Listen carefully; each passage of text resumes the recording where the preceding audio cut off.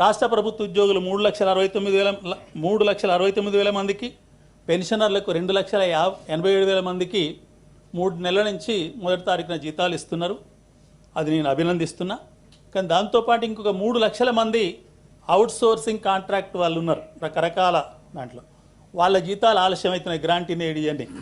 వాళ్ళకు కూడా 5వ తారీఖుల లోపల చెల్లించే ఏర్పాటు చేయాలని చెప్పి నేను తమ ద్వారా తెలియజేస్తున్నా. ఆరోగ్యశ్రీ పథకం 5 లక్షల నుంచి 10 లక్షలు పెంచారు. కానీ ఈహెచ్ఎస్ కూడా ఎంప్లాయీస్ హెల్త్ స్కీమ్ పెంచితే బాగుంటుంది. పెంచడమే కాదు, గురుకులాలు, తర్వాత మోడల్ స్కూల్స్, ఇతర స్కూళ్ళలో ఉన్న వాళ్ళకు కూడా, ఇతర ఉద్యోగుల కాంట్రాక్ట్ ఉద్యోగులకు కూడా హెల్త్ కార్డు ఇస్తే బాగుంటుందని చెప్పి ఈ సందర్భంగా తమ ద్వారా తెలియజేస్తున్నా. నేను విద్యారంగాన్ని ఎంపికైంది సార్, ఆ మాట రెండు చెప్పి ముగిస్తాను. తలసరి ఆదాయం గురించి చాలా స్పష్టంగా చెప్పారు. రంగారెడ్డి జిల్లాది 9,46,862, వికారాబాద్ జిల్లాది 1,80,241. 2 రంగారెడ్డే అరెస్ట్ ఫైల్ అయితే. ఈ తలసరి ఆదాయం ఈ రకంగా ఉండటం మంచిది కాదు అని స్పష్టంగా బడ్జెట్ పుస్తకంలో ఉంది. ఇది గుర్తించవలసింది. ఎందుకంటే వచ్చేటోనికంత సంపదంతా వస్తుంటే రానోనికి ఏం లేకపోతే అది నిజమైన సమాజం కాదు. కాబట్టి ఈ స్పష్టత ఉన్నది. దీంట్లో ప్రభుత్వం కూడా కొన్ని చర్యలు తీసుకోవాలి. కాంట్రాక్ట్ అవుట్సోర్సింగ్ వాళ్లకు జీతాలు కాస్త పెంచవలసిన అవసరం ఉంది. వాళ్ళకి పిఆర్స్ వచ్చినప్పుడే జీతం పెరుగుతుంది 5 ఏళ్లకు ఒకసారి. అలా కాకుండా సంవత్సరానికి ఒక 1,000 రూపాయలు పెంచమని చెప్పి పోయిన మొదటి పిఆర్సీ కమిషన్ రిపోర్ట్ ఇచ్చింది. దాని ప్రకారం పెంచే ప్రయత్నం చేయాలని చెప్పి నేను కోరుతున్నా. వ్యవసాయ రంగం గురించి చాలా విషయాలు చెప్పారు. సమయం మీరు ముగించమన్నారు కాబట్టి నేను దాంట్లోకి వెళ్ళే సాహసం చేయను. ముగించండి.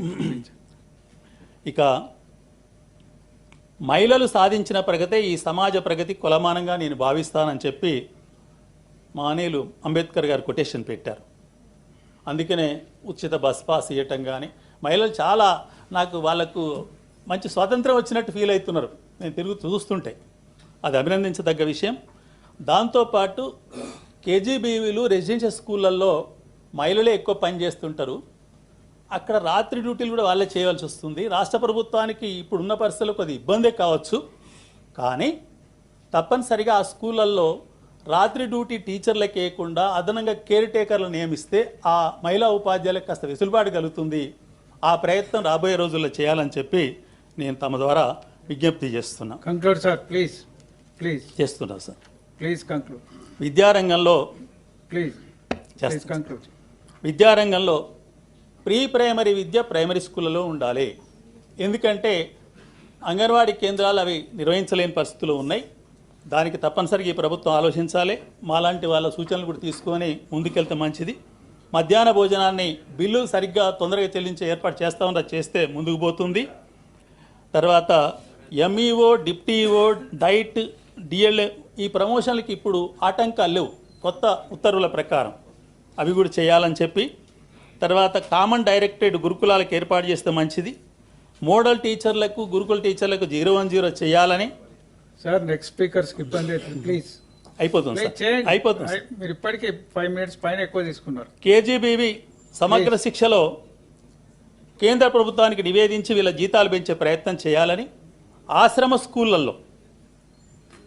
స్కూళ్ళల్లో కొన్ని హాస్టల్స్ని ఆశ్రమ స్కూల్గా మార్చారు. వాటిని తప్పనిసరిగా అదన పోస్టులు ఇవ్వాలి. అక్కడ 12 పీటీ పోస్టులను స్కూల్ అసిస్టెంట్గా అప్గ్రేడ్ చేయాలని చెప్పి, తర్వాత సిపిఎస్ రద్దు చేసి ఓపీఎస్ చేయాలని చెప్పి, తర్వాత ఒక్క నిమిషంలో అయిపోద్ది. నేను చాలా స్పీడ్గా మాట్లాడుతూ మీకు తెలియదు కాదు. 2003 డిఎస్సి వాళ్లకు టెక్నికల్గానే ఇచ్చే అవకాశం ఉంది. కాబట్టి ఎందుకంటే 2004 కంటే ముందు 1/9/2004 కంటే ముందు నోటిఫికేషన్ వచ్చింది. కాబట్టి వాళ్లకు పాత పెన్షన్ వర్తింప చేయాలని. విద్యారంగంలో సమూలమైన మార్పుల కొరకు పర్యవేక్షణ వ్యవస్థను, పాఠశాల నిర్వహణ వ్యవస్థను మార్చవలసిన అవసరం ఉంది. దీని మీద నేను రాసి ఇస్తాను తప్పనిసరిగా. ఎందుకంటే ఒక మండలం పలిమేల అనే మండలం ఉంటుంది భూపాలపల్లిలో. ఆ మండలంలో మొత్తం విద్యార్థులు కూడా 1500 మంది ఉంటారు. షేర్లింగంపల్లి అని రంగారెడ్డి జిల్లాలో ఉంటుంది. ఇక్కడ 1,11,000 మంది పిల్లలు ఉంటారు. Please. ఇట్లా మార్పులు వచ్చినాయి, దీనికి అనుగుణంగా మారాలి. జిల్లాలలో కూడా మార్పు వచ్చింది కాబట్టి వీటి పద్ధతిలో మారాలని చెప్పి అందుకొరకు ఈ ప్రభుత్వం ప్రయత్నం చేయాలని చెప్పి